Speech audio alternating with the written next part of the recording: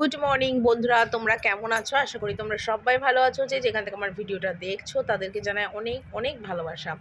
তো ঘুম থেকে উঠে আমার বাসি কাজ কিন্তু টোটাল কমপ্লিট সব কিছু হয়নি, কিছু কাজ বাকি রয়েছে। কি বলবো, অল্প স্বল্প কিছু কাজ সেরেছি, আর কিছু কাজ কিন্তু আমার এখনও বাকি আছে। আর সকালে উঠে সমস্ত কাজ যতক্ষণ না আমি সারতে পারি ততক্ষণ না আমার বিরক্তিকর লাগে। সকালবেলা না একটা বিশাল প্রেশার থাকে কাজের। এই বাসন মাজবো, এই ঘর মুছবো, এই কাপড় কাচতে হবে, তারপর আবার একটু চা খাবো, তারপর রেস্ট করব, রান্না করব। এই চিন্তা করতে করতে সকালটাই আমার শুরু হয়ে যায়। কখন যে সকাল থেকে দুপুর, দুপুর থেকে বিকেল, সন্ধে, রাত হয়, আবার পরের দিন সকাল চলে আসে, আমি নিজেই বুঝে উঠতে পারি না। যাই হোক, কাজকর্ম তো করতেই হবে। একঘেয়ে জীবন থেকে মাঝে মাঝে বেরোনোর খুব ইচ্ছা হয়, যে একঘেয়ে জীবন আর কাটাতে ভালো লাগছে না, একটু বেরোবো। কিন্তু সত্যি কথা বলতে কি, সেই একঘেয়ে জীবন থেকে আর বেরিয়ে উঠতে পারি না। কিন্তু যাব কোথায়? ওই যে একটা কথায় আছে না, মোল্লার দৌড় মসজিদ পর্যন্ত, এর বেশি আর কোথাও যাওয়া যাবে না। আর যাওয়ার জায়গা বলতে শুধু বাপের বাড়ি, মার কাছে। বাবা তো নেই, মা আছে। মার কাছে যে কদিন মা আছে ততদিন আমার বাপের বাড়ি। তারপর আর কি, তারপর তো আমার সবই শেষ। একই সময় না চিন্তা করি যে দুটো তিনটে ভাই বোন থাকলে না একটা ভালো জিনিস হয়, কি বলো তো? সেটা হলো মা বাবার অবর্তমানে মা বাবা না থাকলেও সেই ভাই বোনদের বাড়ি যাওয়া আসা, একটু সময় কাটানো, ভাই বোনদের আসা যাওয়া, খাওয়া দাওয়া, এক জায়গায় থাকা, সেই অভাবটা না মানে কি বলবো, অভাবটা গায়ে লাগে না। মনে হয় যে না, ভাই বোন আছে, একটা জিনিস আছে, মা বাবার স্মৃতি বা ভাই বোন আছে। কিন্তু আমি তো একটা মেয়ে, তার জন্য না আমার না এই চিন্তাটা খুব মনের মধ্যে কুরে কুরে খায়, যে আমার বাবা তো চলেই গেছে, মা আছে, মা যে কদিন সে কদিন, তাও বাপের বাড়িতে সেইভাবে যেতে আসতে পারি না।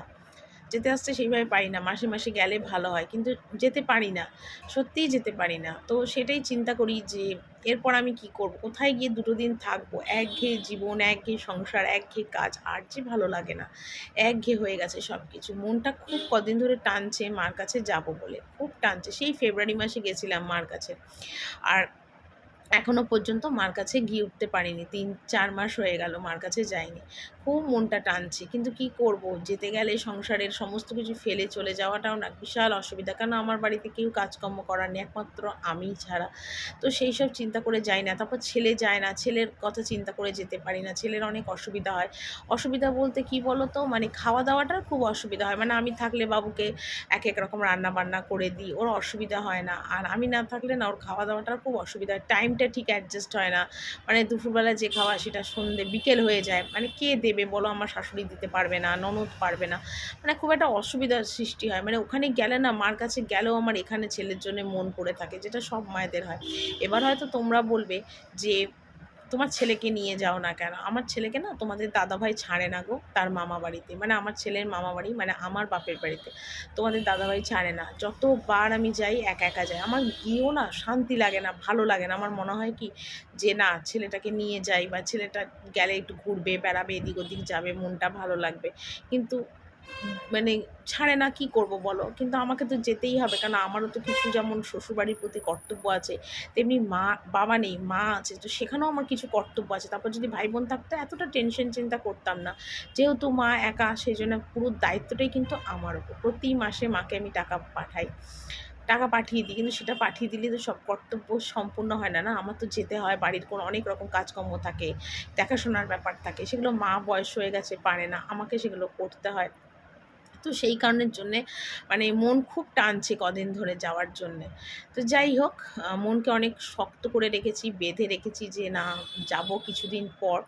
যখন যাব তখন তোমরা তো সুন্দর, সুন্দর ব্লগ তোমরা দেখতে পাবে। বাপের বাড়ির কী করলাম, কী খেলাম, কোথায় গেলাম, সব কিছু তোমরা দেখতে পারবে।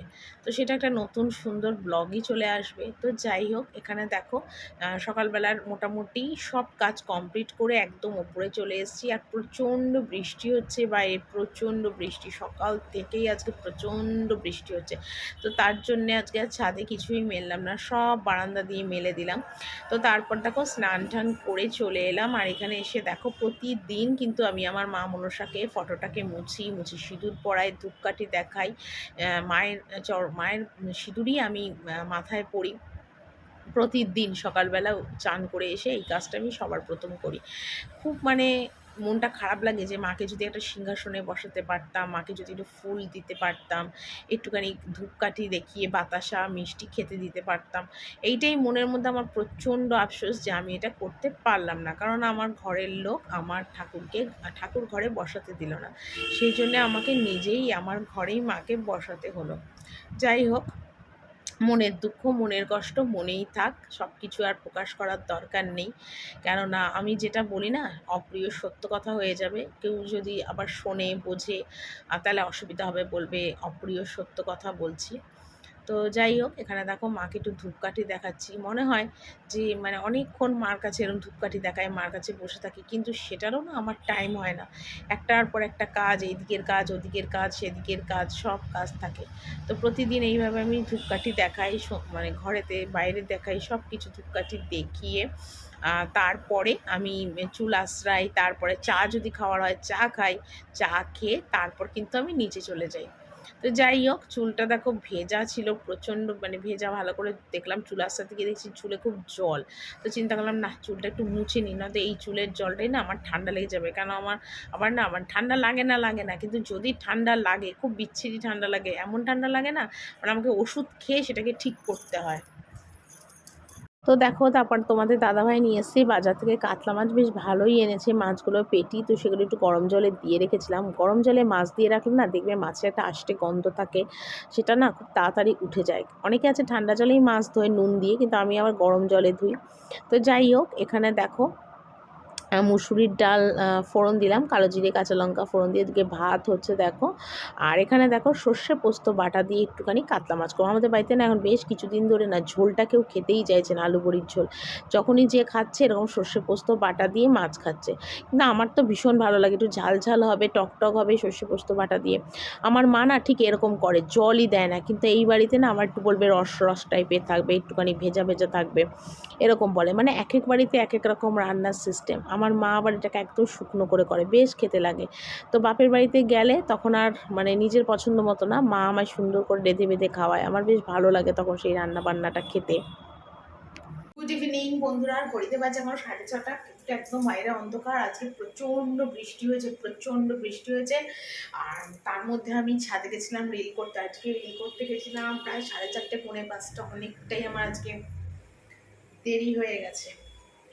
তো যাই হোক, আর এই যে এসছি এখন দুধ চা বানাচ্ছি আর সবার জন্য দুধ চা বানাচ্ছি, একবারে চা করে যাব। আর আমি এই জাস্ট খেয়ে চা করছি। আজকে ছেলেকে দুধ দিলাম না খেতে, কারণ অনেকটা মানে সন্ধে পেরিয়ে গেছে, তো সেই কারণের জন্য ওকে আজকে দুধ খেতে দিলাম না, একবারে চা দিচ্ছি। চায়ের পরে রাতে যাওয়া হবে খাবে। আর আমি এতক্ষণ তোমাদের সাথে কিছু ভিডিও করতে পারিনি, তার কারণ রান্নাবান্নার সব কমপ্লিটই করেছি প্রায় 3:30-র সময়।